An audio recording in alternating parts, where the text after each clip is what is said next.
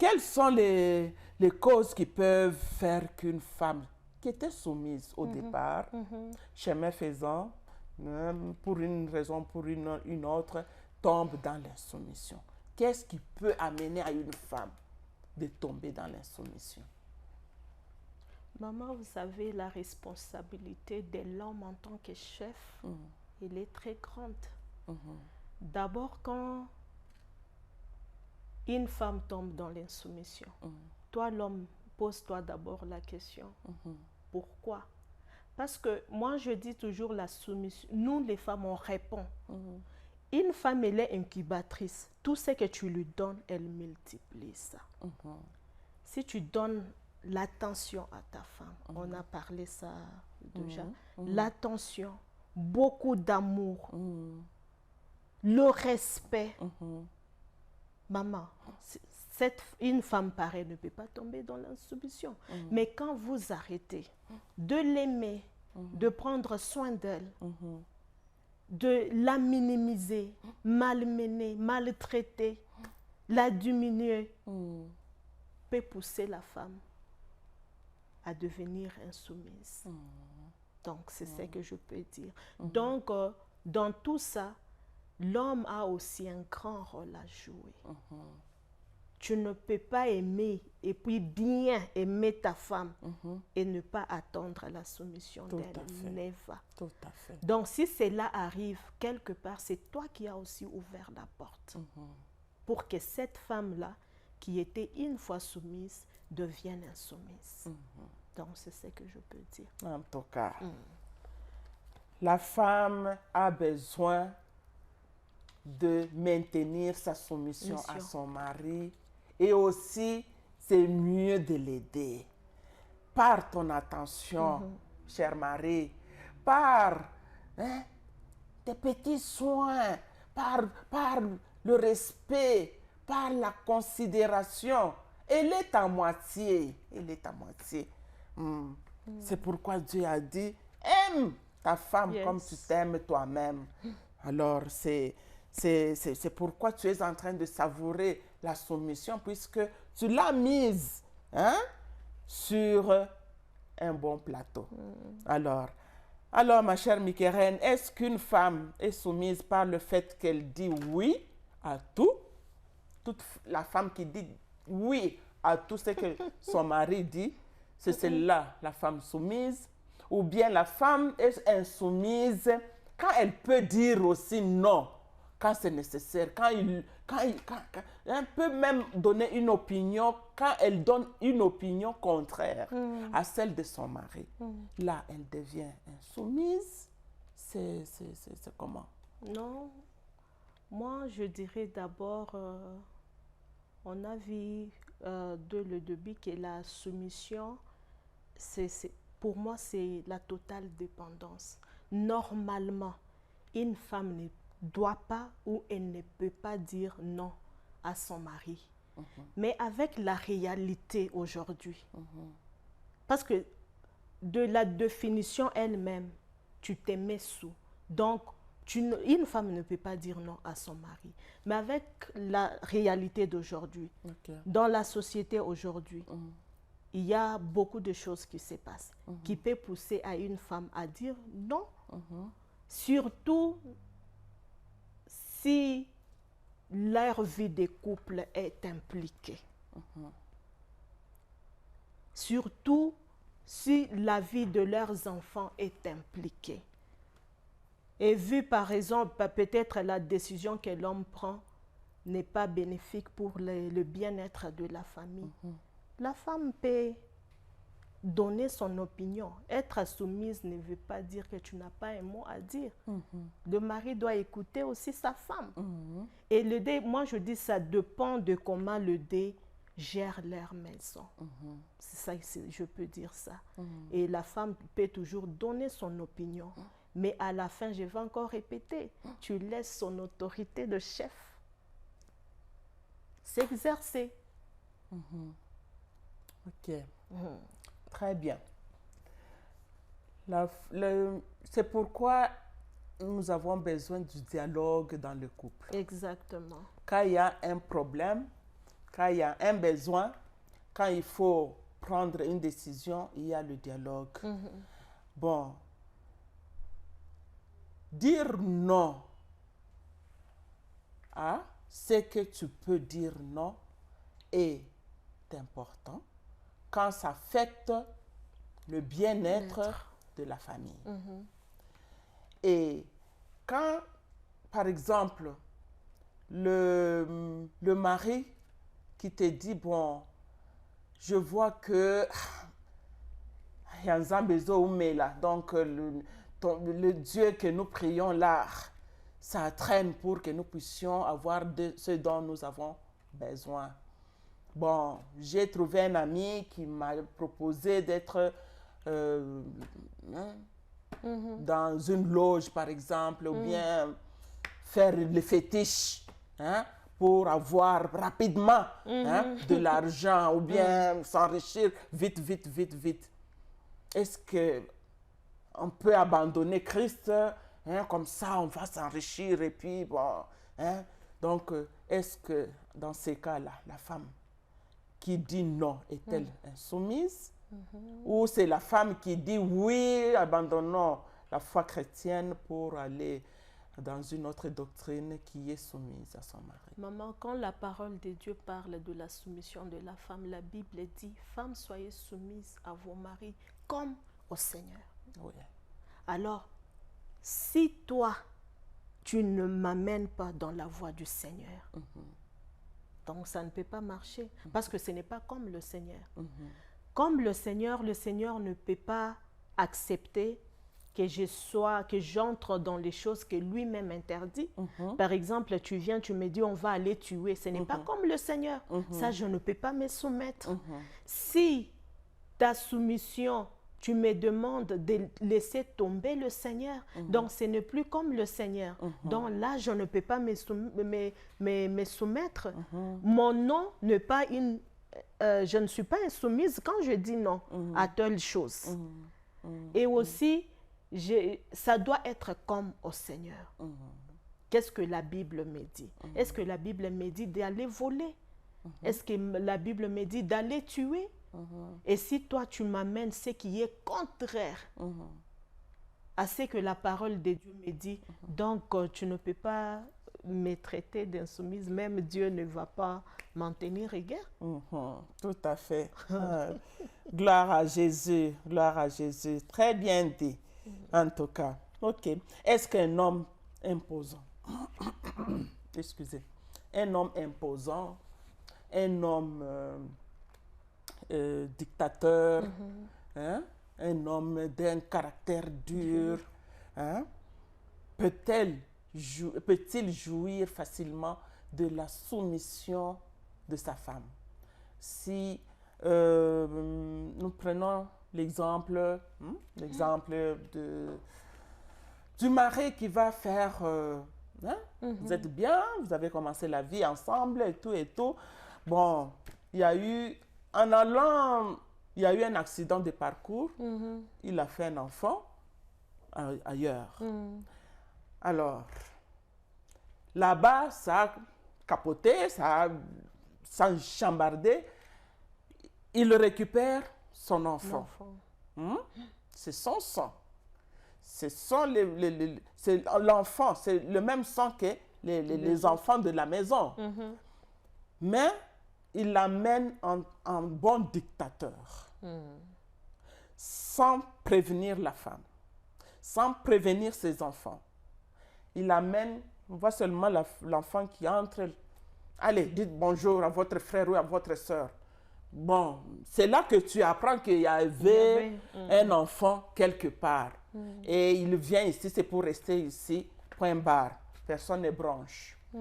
Alors, dans ces cas, est-ce que ce mari, avec un tel comportement, peut-il jouir facilement de la soumission de sa femme? En tout cas, par rapport à ce que vous venez de dire là, je dirais non. Il ne peut pas jouir. Un homme imposant moi, je dirais quelque part, pour moi, c'est une qualité. Parce qu'aucune femme ne veut marier un homme qui ne s'impose pas. Okay. Mais ça dépend de comment la personne s'impose. Il doit s'imposer en sachant que sa femme, c'est une aide. Il a besoin d'elle. Donc, sans elle, il ne peut pas aussi accomplir la mission pour laquelle Dieu lui a donné. Tout à fait. Il peut aussi s'imposer plutôt en sachant que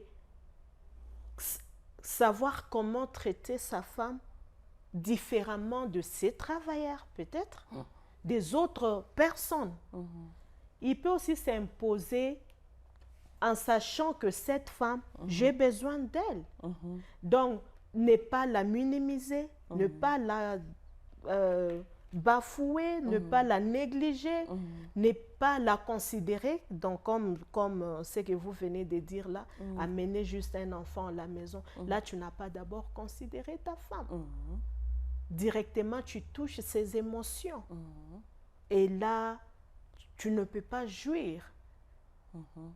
Tu ne peux pas jouir de la soumission de ta femme. Les hommes entendent ce que la sœur Mikeren vient de dire, pour dire que la femme au fait n'est pas compliquée. Mais elle n'est pas compliquée. Quand une femme se sent aimée, quand une femme se sent considérée, la soumission, ça ne lui coûte rien. Non. Ça ne lui coûte rien.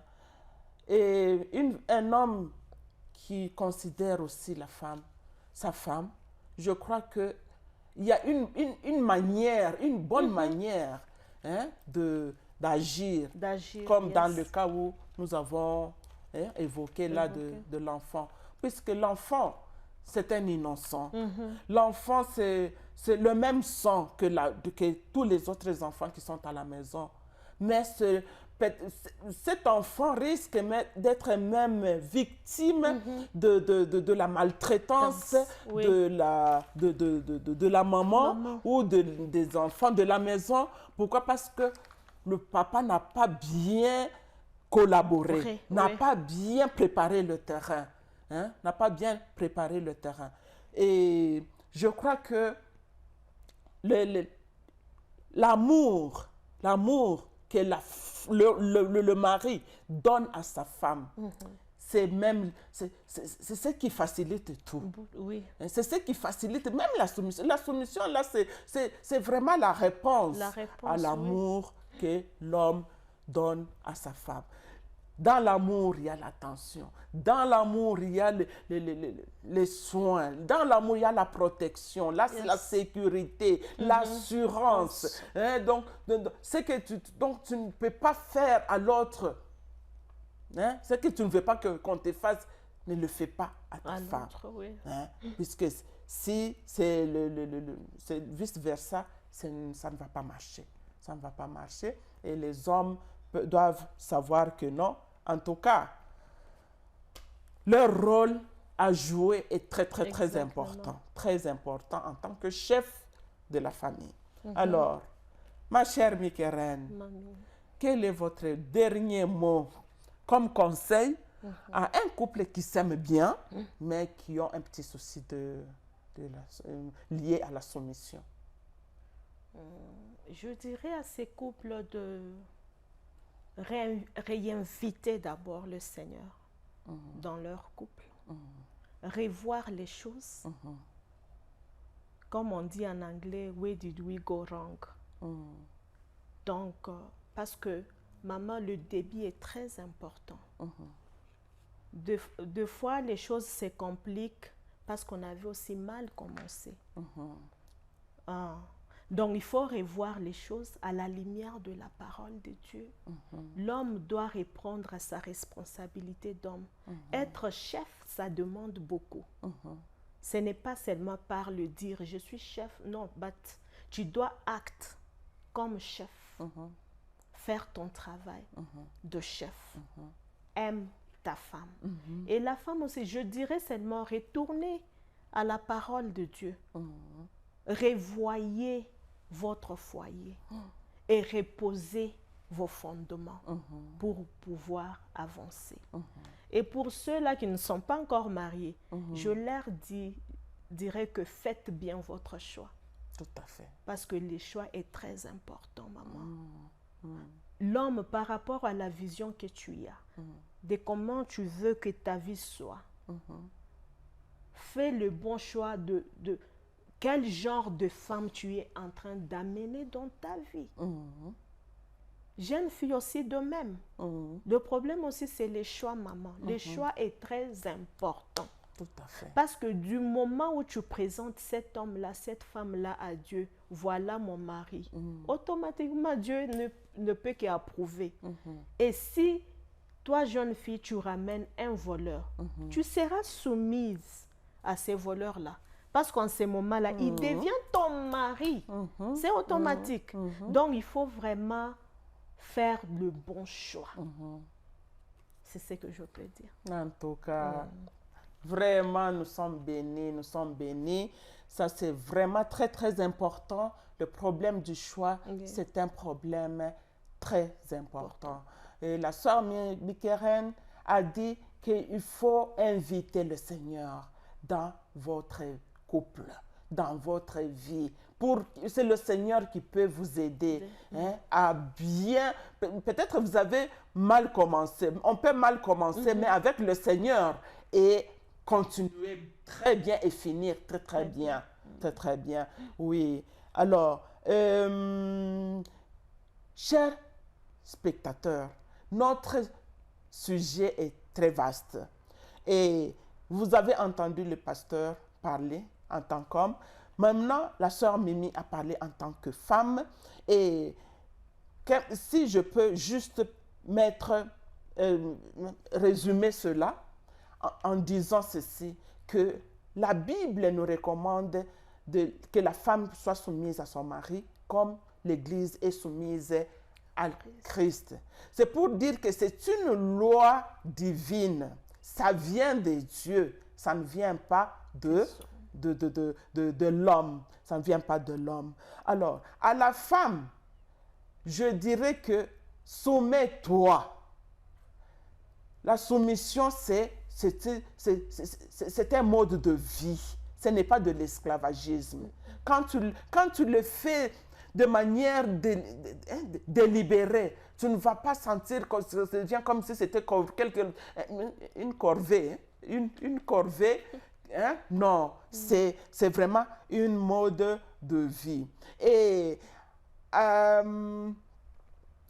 la femme, je dirais aussi que tu dois prendre le temps de connaître ton mari, de connaître ce qu'il aime et ce qu'il n'aime pas, et faire ce qu'il aime et éviter ce qu'il n'aime pas. Vous allez vivre en harmonie. Et le mari aussi. Au mari, j'aimerais dire que il y a la hiérarchie. Dieu a établi la hiérarchie. Il y a Dieu qui est le chef de l'homme et l'homme est le chef de la femme. Aussi longtemps que toi, le mari, tu ne te soumets pas à ton chef qui est Christ. Aussi longtemps que toi, le mari, tu n'obéis pas aux recommandations de ton chef qui est Christ, tu auras du mal à recevoir de la soumission de ta femme. Ça, même Dieu va voir que non. C'est-à-dire que toi-même, tu ne t'assumes pas. Tu ne t'assumes pas. Par contre, si toi, tu es soumis à Christ et que ta femme devient insoumise, c'est Dieu seul là qui va même plaider pour toi pour que cette femme te soit soumise à 100%. À 100%. Et même à l'homme, tu dois pourvoir ces ingrédients-là pour garder la chaleur de la soumission. Même Christ lui-même, même Christ lui-même, par rapport à l'Église.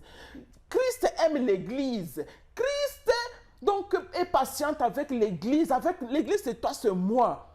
Christ, il nous aime. Il nous aime. Il aime son Église. Christ s'est sacrifié.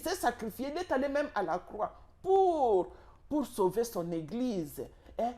Donc, c'est tous ces ingrédients-là, l'amour, le pardon.